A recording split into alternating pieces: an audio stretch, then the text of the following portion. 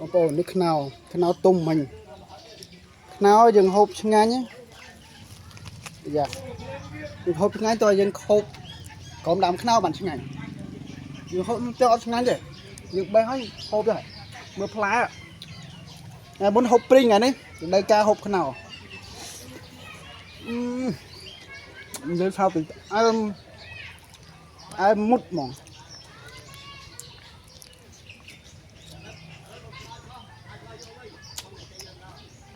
ខ្នោនេះមិនតិចផ្លែមើលដើមតូចតែផ្លែច្រើនមិនអួតទេខែនេះតែណាគេក៏មានខ្នោដែរនៅស្រុកនេះបងប្អូននៅស្រុកស្អាងយើងគឺសបោខ្នោតែម្ដងបាទតែសម្រាប់អ្នកនៅពេញបើហើយយើងអត់មានអីហូបទេតាមមើលទៅតាមផ្សារបាទនិយាយថាផ្អែមដឹកអ្នកនៅក្រុងដល់